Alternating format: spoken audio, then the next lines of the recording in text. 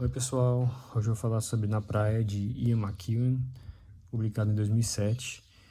Um ótimo livro que tem em torno de umas 130 páginas e vai se passar nos anos 60 na Inglaterra, tratando da noite de núpcias de um casal. Ambos são virgens e os costumes da época, porque é uma época anterior à Revolução Sexual, né, que vai ocorrer no final dos anos 60. E o passado de cada um desses personagens, a personalidade deles vai criar grandes dificuldades nessa noite de núpcias, porque o Edward, ele tá bastante... tá morrendo de desejo, né, pela noiva, até pela esposa dele, já se casaram. Mas ele tem medo de gozar cedo demais, porque ele não tem experiência, e não tem experiência, não tem conhecimento.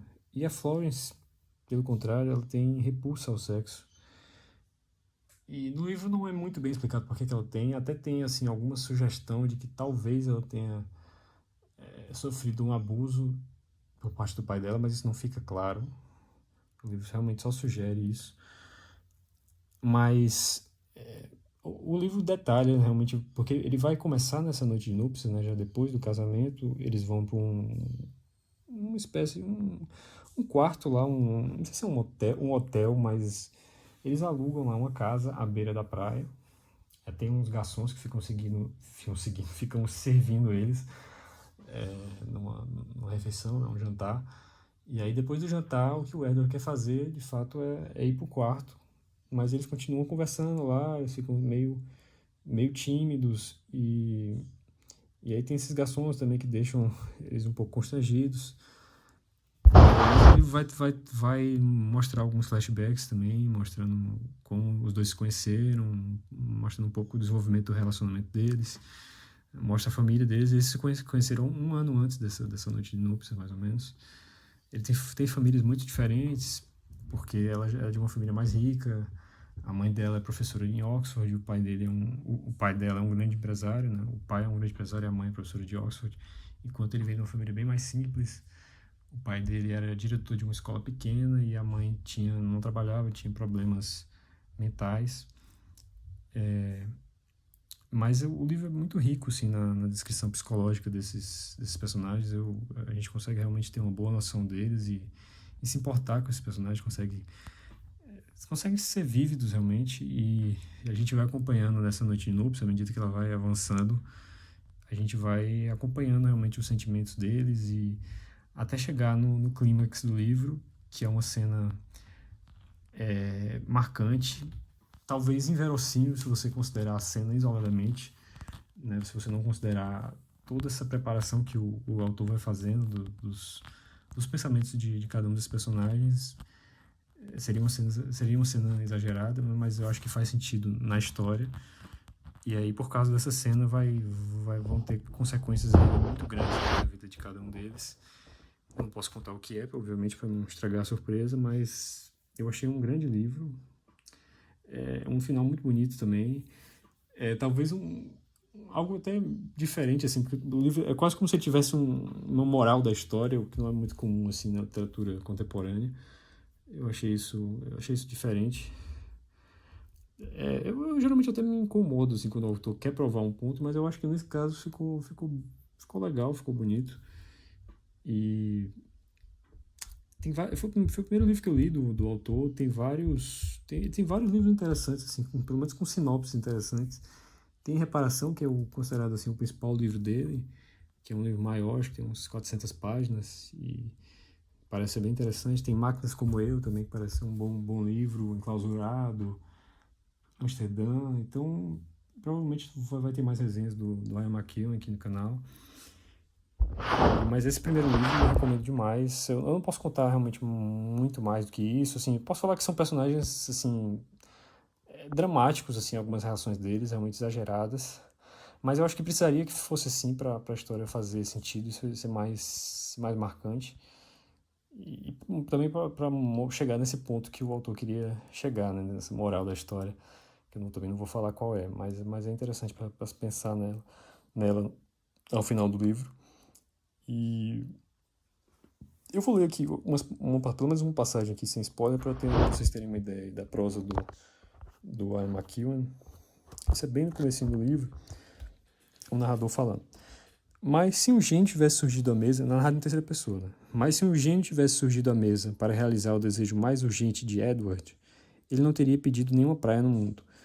Tudo o que queria, tudo em que podia pensar era em deitar com Florence, os dois juntos e nus, na cama do quarto adjacente, confrontados por fim com a experiência aterradora que parecia tão distante do dia a dia quanto a visão de um êxtase religioso ou até da própria morte. Então é uma prosa muito interessante, de fato. Consegue descrever bem, eu acho que os sentimentos que qualquer homem já sentiu alguma vez na vida. Eu acho que... Eu até tenho outras passagens interessantes que eu queria ler, e comentar, mas aí já seria spoiler, eu acho. Então, para quem se importa com spoiler, eu me despeço. Peço que dê um like, se inscreva no canal. Sempre tem resenhas aqui, domingo, 11 horas da manhã, né, mais voltada à literatura contemporânea, estrangeira, né, mas também trato de livros nacionais, e às vezes um livro diferente, assim, um thriller, um livro policial e tal, mas o foco é mais esse, realmente. Às vezes um clássico, mas a maioria, de fato, literatura contemporânea, estrangeira. Enfim, eu vou ler aqui outras passagens. Aqui também é o narrador falando.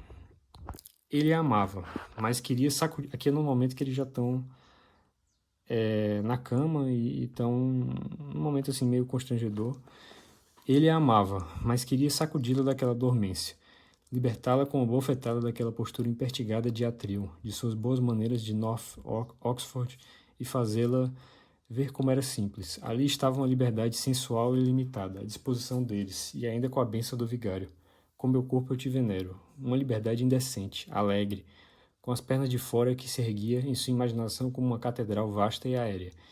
Em ruínas, talvez, sem o telhado, com a abóbada abrindo-se para os céus, por onde eles se deixariam levar às alturas, sem gravidade, numa união poderosa, possuindo um ao outro, afogando-se nas ondas de um êxtase arquejante e insensato. Era tão simples, porque ainda não estavam lá em verticais sentados, contidos por tudo que não sabiam dizer ou não ousavam fazer. E o que é que os impedia? Suas personalidades e seus passados, sua ignorância e seu medo, o acanhamento, os melindres, a falta de habilitação, ou de experiência ou de embaraço, e depois o cortejo de uma proibição religiosa, a sua alma inglesa, a sua classe e a própria história, nada de muito importante. É interessante a gente falar isso aqui, né? Que são várias coisas que aparentemente, elas parecem pequenas, assim, perto do amor que cada um sentia um pelo outro, mas que na prática essas coisas aí, coisas que parecem tão banais e contingentes, que vão inviabilizar o relacionamento deles, né? Então, é interessante pensar um pouco sobre isso, né? Tudo que ele fala aqui, suas personalidades, sua falta de habilitação, falta de experiência, os costumes, a proibição religiosa, tudo isso você acha que poderia ser superado por ele, mas na verdade é bem difícil ser superado. Eu vou ler aqui outra passagem. Aqui é logo depois daquela cena marcante. Ela fica com nojo, né? Então, e aí o narrador vai descrever aqui um pouco o que ela estava sentindo. Ela era duas pessoas, a que arremessou o travesseiro longe em sinal de exasperação e a que refletia e se odiava por isso. Era insuportável que ele estivesse a observá-la, a mulher histérica e punitiva com que ele insensatamente se casara. Ela podia odiá-lo pelo que ele testemunhava e que nunca mais esqueceria. Tinha de se afastar dele. No acesso de raiva e de vergonha, ela pulou da cama e ainda assim o seu outro, eu, observador, parecia lhe pedir que se mantivesse calma, não propriamente em palavras. Mas é isso justamente enlouquecer. Ela não podia olhar para ele. Era um suplício ficar no quarto com alguém que a conhecia a esse ponto. Eu achei muito interessante essa passagem, né? Porque uma parte da raiva dela em relação a ele não tinha nada a ver com o que ele fez, né? Tem a ver simplesmente com o fato dele ser testemunha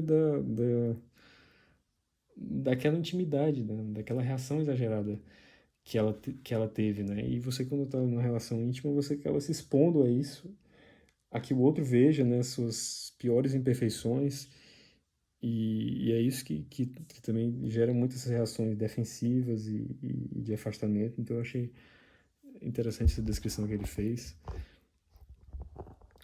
Tem essa outra passagem também que eu achei muito boa. Ela fala: quando ficava infeliz, aqui o narrador falando sobre a Florence, quando ficava infeliz, costumava imaginar o que mais gostaria de estar fazendo. Nesse caso, soube imediatamente. Imaginou-se na plataforma da estação ferroviária de Oxford, esperando o trem para Londres às 9 da manhã, com a caixa do violino na mão, um maço de partituras e um feixe de lápis apontado na velha bolsa escolar de lona pendurada no ombro, indo para um ensaio com o quarteto, para o encontro com a beleza e a dificuldade, com problemas que podiam de fato ser resolvidos por amigos trabalhando juntos, ao passo que ali, com Edward, não havia solução que ela pudesse imaginar, a não ser que fizesse sua proposta. Agora já não sabia se tinha coragem. Ela estava realmente encurralada, sua vida presa a esse estranho de um vilarejo nas colinas de Chiltern, que conhecia o nome das flores silvestres e das plantas de todos os reis e papas medievais. Agora lhe parecia realmente extraordinário que tivesse escolhido essa situação, esse embaraço para si. É interessante porque essa relação dela com a música parece que é uma coisa que complica ainda mais esse relacionamento dela com Edward, porque ela via a música como algo muito mais puro, muito mais simples, em que ela podia trabalhar para se aperfeiçoar, enquanto aqui no relacionamento com ele, aquilo não parecia ter solução, né? Aquilo era muito mais desgastante para ela. Então, essa relação com a música parece que piora as tendências que ela já tinha, as inseguranças que ela já tinha em relação ao sexo. Então, é interessante ver isso. E essa questão também de como essa passagem fala, né, de como ela escolheu voluntariamente estar nessa situação embaraçosa, esses problemas gigantescos. E de fato, relacionamentos são um pouco isso. Assim. Não só amorosos, né, mas às vezes amizades, você voluntariamente se coloca numa situação ruim, né? Você se coloca numa situação de estar aguentando uma coisa que você não queria, enfim. Então eu achei engraçado essa descrição. E para finalizar, aqui é bem o finalzinho do livro, né? É assim que todo o curso de uma vida pode ser desviado, por não se fazer nada. Na praia de Chesil, ele poderia ter gritado o nome de Florence, poderia ter ido atrás dela.